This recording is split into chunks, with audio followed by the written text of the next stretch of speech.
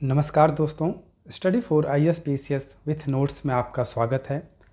आज हम लोग आधुनिक भारतीय इतिहास का तीसरा लेक्चर क्षेत्रीय राज्यों का उदय पढ़ेंगे, जिसमें अवध, हैदराबाद, मैसूर, पंजाब इत्यादि राज्यों के महत्वपूर्ण फैक्ट को पढ़ेंगे। इसमें महत्वपूर्ण बिंदुओं के साथ ही प्रीवियस ईयर क्वेश्चन को भी शामिल किया गया है। तो चलिए आज का वीडियो स्टार्ट करते हैं। पहला है, अवध की स्वतंत्रता की घोषणा 1722 ईस्वी में शहादत खां बुरहान मुल्क ने की थी। इस समय मुग़ल बादशाह कौन थे? ठीक है, तो मुग़ल बादशाह मोहम्मद शाह थे, आपको ध्यान रखना है। तो देखिए 1722 ईस्वी में शहादत खां को सूबेदार नियुक्त किया गया और सूबेदार नियुक्त होने के साथ ही यह अपने आप को क्या किया, स्वतंत्र कर लिया था। ठीक है, नेक्स्ट है, शहादत खां के बाद सफदरजंग, जिसका मूल नाम था अबुल मसूर खां, यह अवध का नवाब बना। यह जो सफदरजंग था वह शहादत खां का भतीजा था। ठीक है, तो उस उत्तराधिकार के रूप में सफदरजंग बना।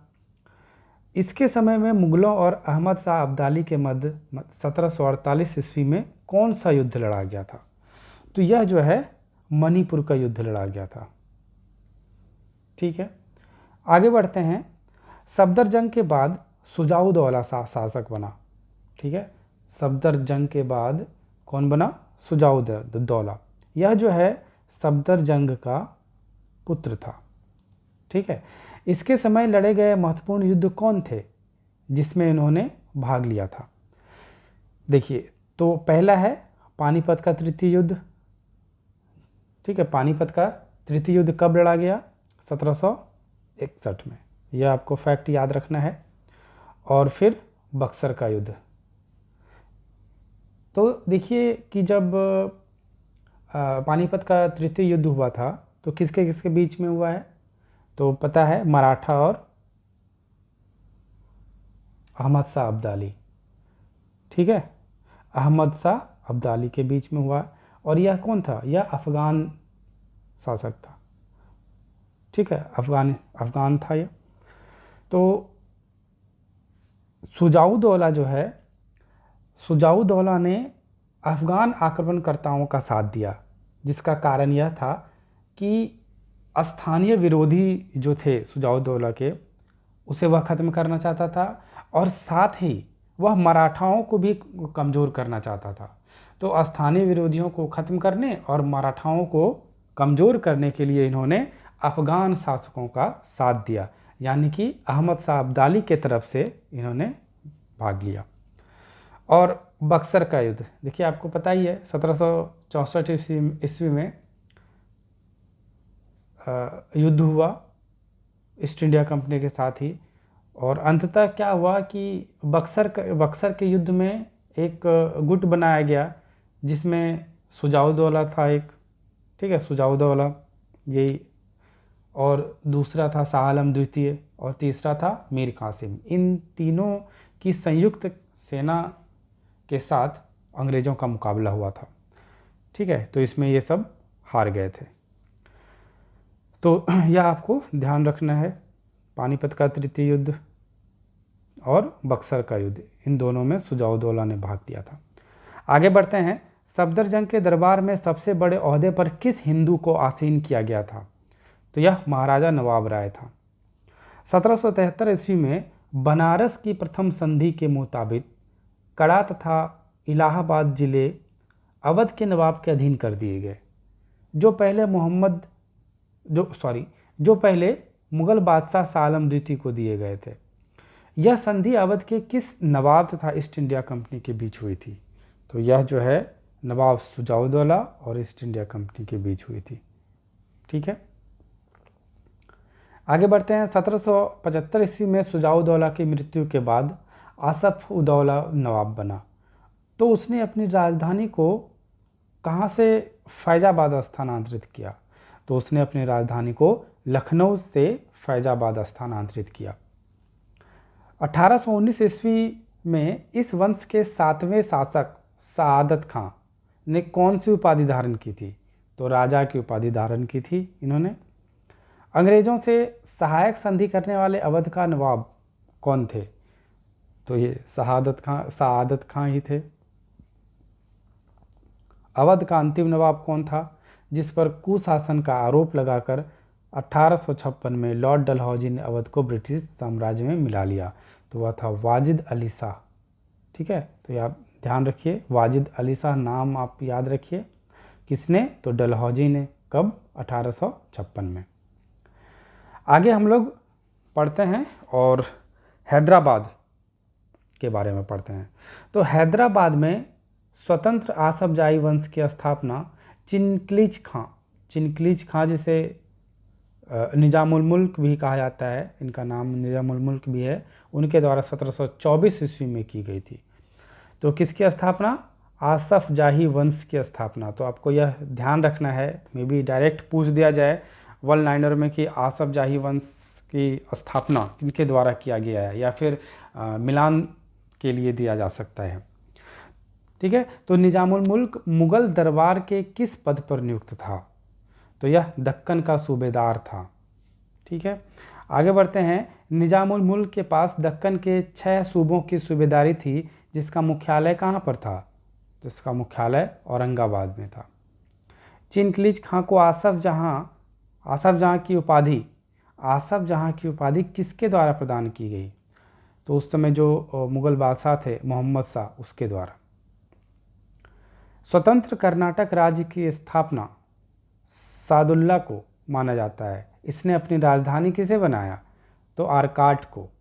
ठीक है, तो स्वतंत्र कर्नाटक राज्य के संस्थापक कौन थे? सादुल्ला, और इन्होंने अपनी राजधानी आरकाट को बनाया।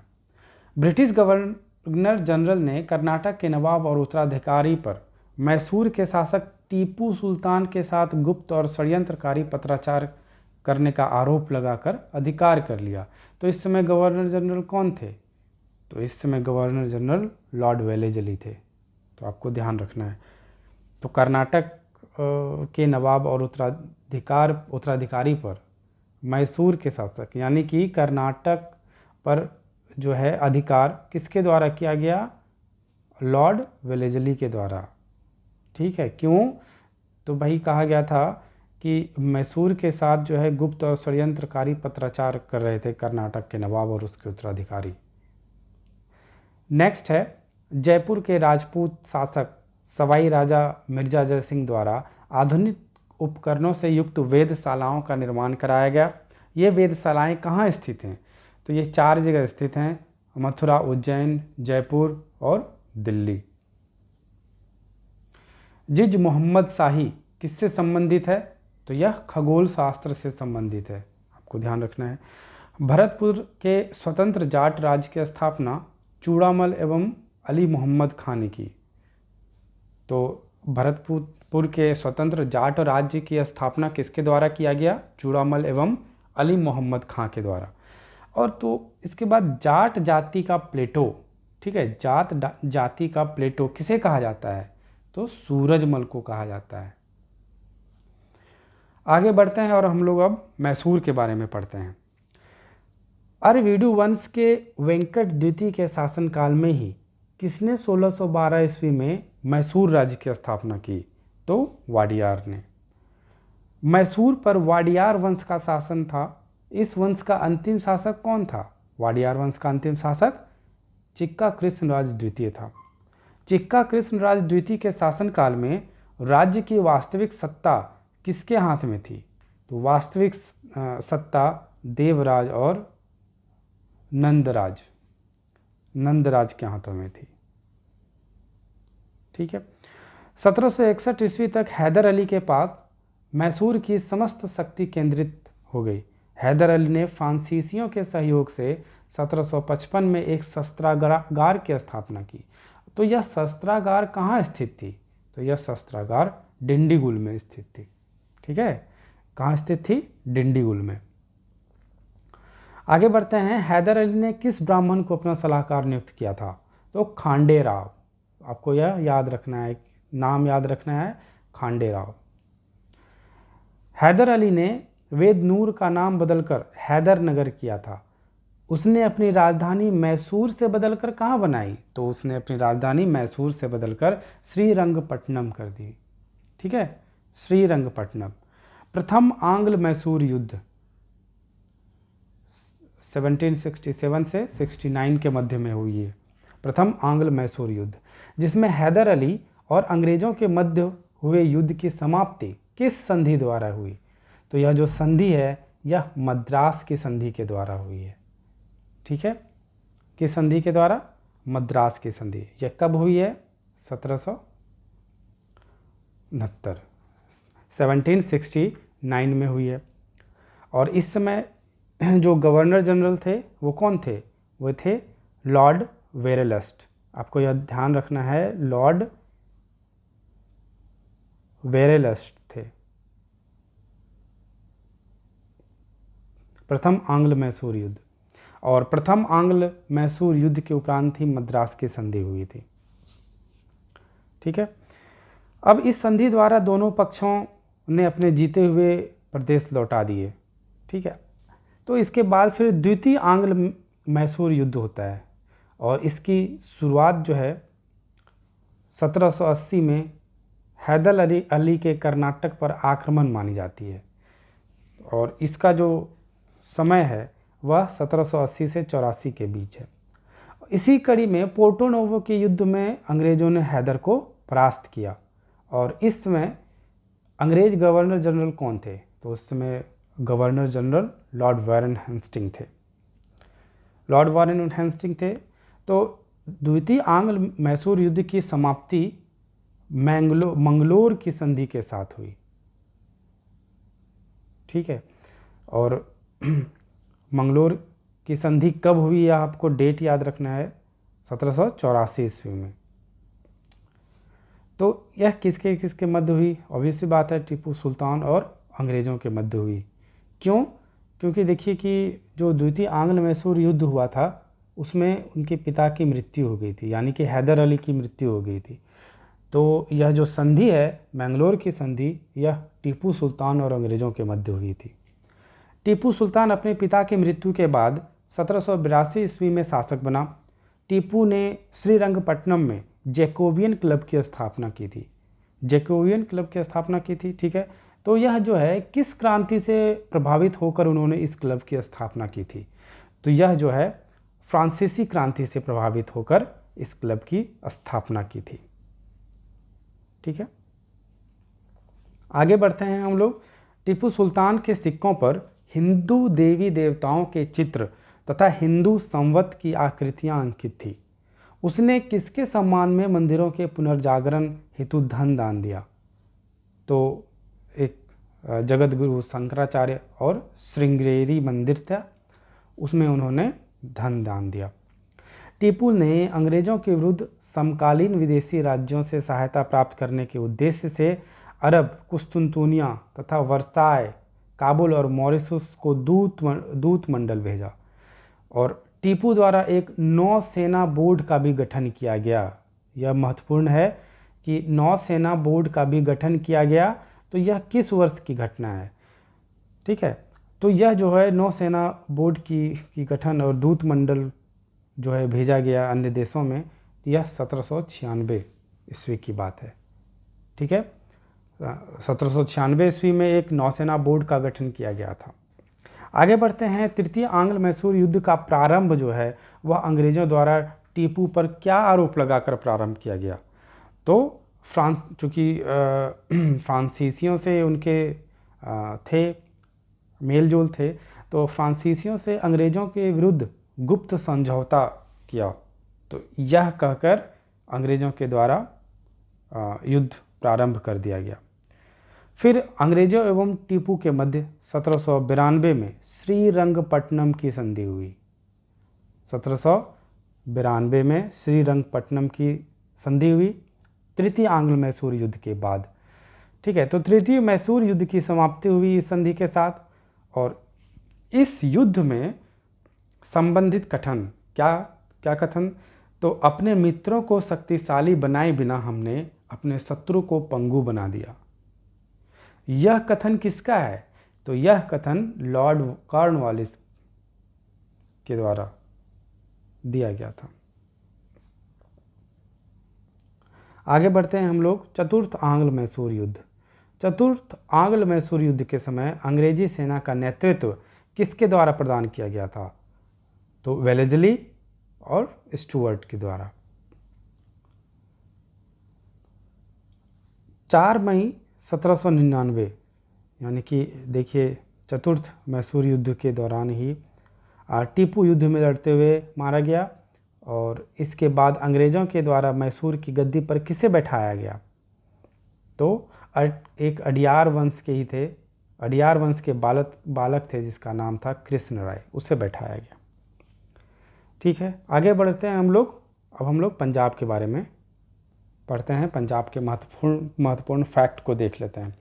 गुरु गोविंद सिंह जो कि 10वें गुरु थे, गुरु गोविंद सिंह द्वारा व्यक्तिगत गुरुत्व समाप्त करके खालसा की स्थापना कब की गई? तो खालसा की स्थापना 1699 ईस्वी में की गई थी। किसके द्वारा? गुरु गोविंद सिंह के द्वारा। गुरुत्व के सिद्धांत की समाप्ति के बाद धर्मगुरु का स्थान किसे प्राप्त हुआ? तो धर्मगुरु का स्थान गुरु ग्रंथ साहिब को, ठीक है, गुरु ग्रंथ साहिब को मिला। गुरु गोविंद सिंह की मृत्यु के उपरांत बंदा बहादुर ने सिखों का नेतृत्व किया। ठीक है, बंदा बहादुर को उनके शिष्य क्या कहते थे? तो उनके शिष्य सच्चा सम्राट या सच्चा बादशाह कहते थे। 1716 ईस्वी में मुगल बादशाह फर्रुखशहर द्वारा बंदा बहादुर की उनके पुत्रों सहित हत्या कर दी गई। और फर्रुखशहर की मृत्यु और मोहम्मद शाह के समय वह कौन सा कारण था जिसने सिखों को फिर से संगठित किया? तो यह था नादिर शाह का आक्रमण। ठीक है, नादिर शाह का आक्रमण। नादिर शाह फारस का शासक था, उसे ईरान का नेपोलियन भी कहा जाता था।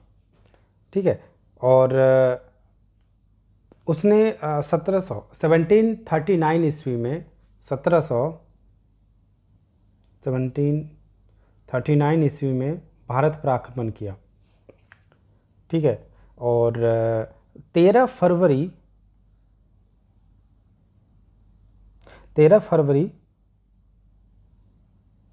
को करनाल का युद्ध में, ठीक है, करनाल का युद्ध, यह जो है यह युद्ध आपको ध्यान रखना है, मिलान के लिए डेट के साथ पूछ दिया जाता है। करनाल का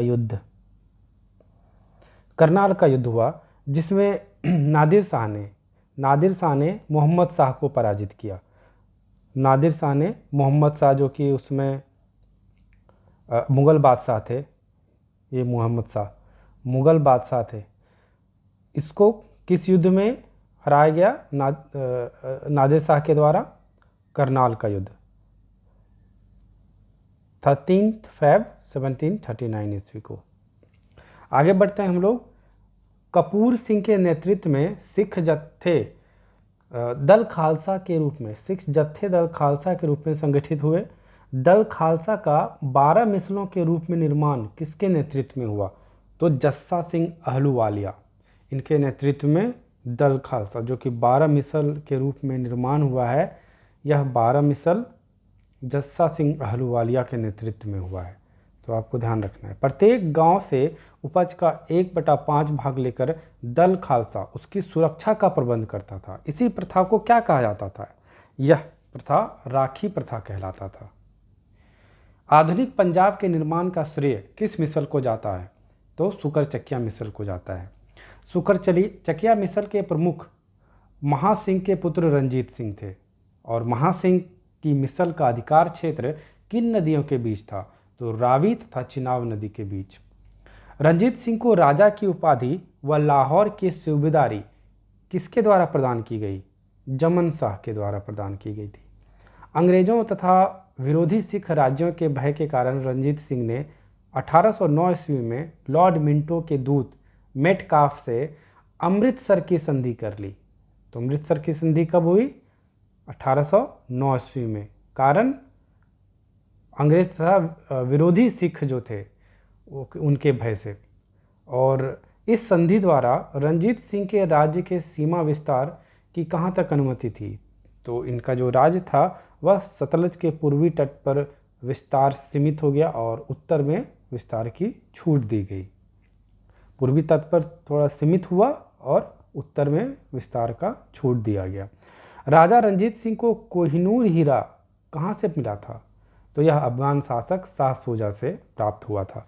रंजीत सिंह की सेना उस समय एशिया में दूसरे स्थान पे थी।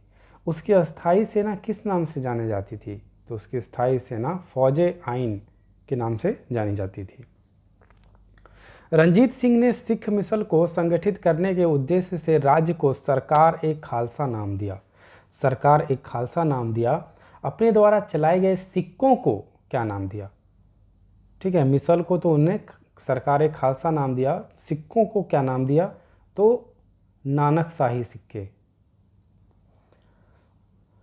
1843 ईस्वी में महाराजा रंजीत सिंह का अल्प आयु पुत्र दिलीप सिंह किसके संरक्षण में सिंहासन रूढ़ हुए?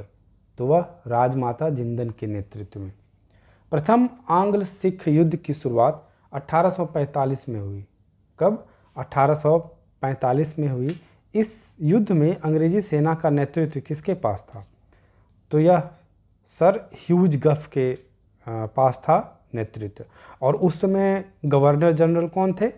उस समय गवर्नर जनरल थे लॉर्ड हार्डिंग। तो आपको यह ध्यान रखना है कि प्रथम आंग्ल सिख के दौरान अगर पूछा जाए कि सेना का नेतृत्व किसने किया तो सर ह्यूज गफ होंगे। और वहीं अगर आपसे पूछ लिया जाए कि गवर्नर जनरल कौन थे तो वहाँ लॉर्ड हार्डिंग होगा। ठीक है। और 8 मार्च 1846 को संपन्न लाहौर की संधि द्वारा प्रथम आंग्ल सिख युद्ध संपन्न हुआ। ठीक है। इसके परिणाम स्वरूप कौन से क्षेत्र पर अंग्रेजों का प्रत्यक्ष नियंत्रण हो गया? तो सतलज नदी के दक्षिणी ओर के सभी प्रदेशों पर अंग्रेजों का प्रत्यक्ष नियंत्रण हो गया। तो प्रथम आंग्ल सिख युद्ध का परिणाम क्या हुआ? कौन सी संधि? लाहौर संधि, लाहौर की संधि। और इसका जो डेट है वह काफ़ी महत्वपूर्ण है, 8 मार्च 1846। आगे बढ़ते हैं। किस संधि के अनुसार दिलीप सिंह के वयस्क होने तक ब्रिटिश सेना का लाहौर प्रवास निश्चित कर दिया गया? साथ ही लाहौर को प्रशासन 8 सिख सरदारों की परिषद को सौंपकर रानी जिंदन को 48,000 रुपये वार्षिक की पेंशन पर शेखपुर भेज दिया गया। ठीक है। नेक्स्ट, द्वितीय आंग्ल सिख युद्ध जो कि 1848 से 49 ईस्वी के बीच लड़ा गया है। और इस समय लड़े गए चिलियान वाला युद्ध और निर्णीत समाप्त हो गया। इस युद्ध के बारे में किसके द्वारा कहा गया कि हमने भारी खर्च उठाकर एक ऐसी विजय प्राप्त की जो पराजय के बराबर है? तो यह किसने कहा है? यह कथन लॉर्ड डलहौजी के द्वारा दिया गया। ठीक है। नेक्स्ट है, किस युद्ध के बाद अंग्रेजों ने सिख सेना पर विजय प्राप्त की और पंजाब को अंग्रेजी राज्य में मिला लिया? तो गुजरात युद्ध, या इसे तोपों का युद्ध कहा जाता है। देखिए, मैं बताना चाहूँगा कि जो द्वितीय आंग्ल सिख युद्ध थे इसमें 3 युद्ध मुख्यतः लड़े गए हैं। और वह है, पहला है रामनगर का युद्ध।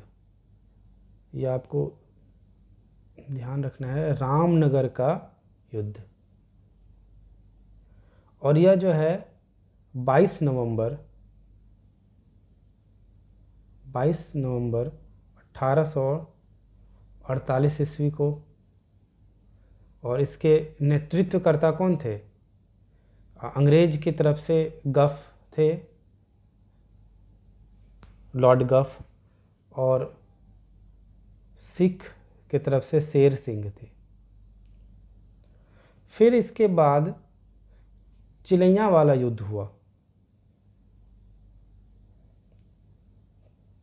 चिलिया वाला का युद्ध, यह जो है 13 जनवरी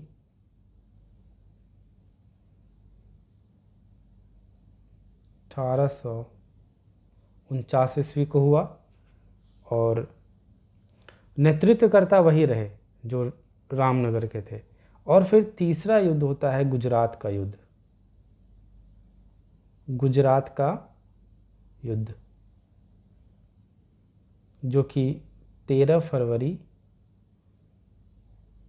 1849 ईस्वी को लड़ा गया। और इसमें जो अंग्रेज थे, अंग्रेज के नेतृत्वकर्ता थे चार्ल्स नेपियर।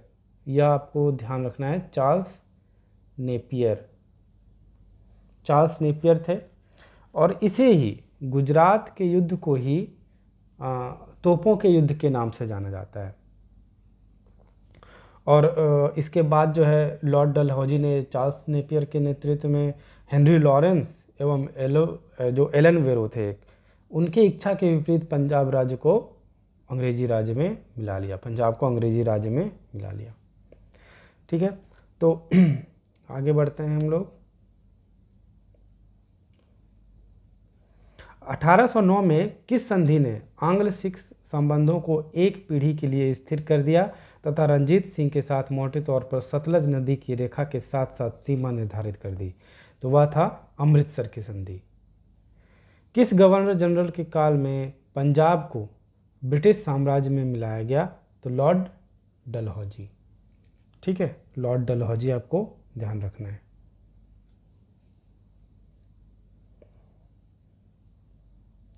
आगे है बंगाल। बंगाल के बारे में कुछ फैक्ट पढ़ लेते हैं। औरंगजेब की मृत्यु के बाद बंगाल मुर्शीद कुली खां के नेतृत्व में पूर्ण स्वतंत्र हो गया।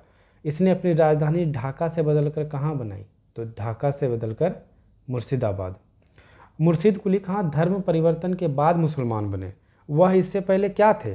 तो दक्षिण भारत के ब्राह्मण थे वे। मुर्शीद कुली खां के शासनकाल में 3 विद्रोह हुए। पहला विद्रोह सीताराम राय, उदय नारायण और गुलाम मोहम्मद ने तथा दूसरा विद्रोह सुजात खां ने किया। तीसरा विद्रोह किसने किया? तो तीसरा विद्रोह निजात खां ने किया। उक्त तीनों विद्रोहों में विद्रोहियों को हराने के बाद मुर्शीद कुली खान ने उनकी जिम्मेदारियां किसको सौंप दी? तो राम जीवन को सौंप दी। बंगाल में मराठा आक्रमणों को रोकने के लिए मराठों से संधि करने वाला नवाब कौन था? तो वह था अलीवर्दी खां। ठीक है, मुर्शीद कुली खां के बाद क्रमशः शुजाउद्दीन, सरफराज खां और अलीवर्दी खां नवाब बने। तो हमने बंगाल का विस्तृत वीडियो बनाया है इससे पहले वाला। ठीक है, वहाँ पर आप इसे देख सकते हैं। यूरोपियनों के बारे में किसने कहा था? यदि उन्हें ना छेड़ा जाए तो वे शहद देंगी और यदि छेड़ा जाए तो काट काट कर मार डालेंगी। तो यह अलीवर्दी खां जी ने कहा था। नेक्स्ट हम लोग पढ़ते हैं राजपूत राज्य के बारे में।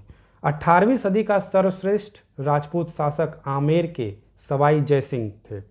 उन्होंने 1722 ईस्वी में किस शहर की स्थापना की? तो जयपुर शहर की स्थापना किसने की? सवाई जयसिंह ने। सवाई जयसिंह एक कुशल शासक होने के साथ साथ महान विधिवेत्ता, खगोल शास्त्री, नगर नियोजक और वैज्ञानिक थे। उन्होंने किन 4 शहरों में आधुनिक उपकरणों से युक्त वेधशालाओं, जिसे कि जंतर मंतर भी कहा जाता है, का निर्माण करवाया? मथुरा, उज्जैन, जयपुर और दिल्ली। सवाई जयसिंह ने किस नाम से सारणियों का एक ऐसा सेट तैयार करवाया जिसमें खगोल शास्त्र संबंधी पर्यवेक्षण में मदद मिलती थी? तो जिज मोहम्मद शाही। इससे पहले भी हम लोग क्वेश्चन पढ़े थे कि जिज मोहम्मद शाही किससे संबंधित पुस्तक है? तो खगोल शास्त्र से संबंधित।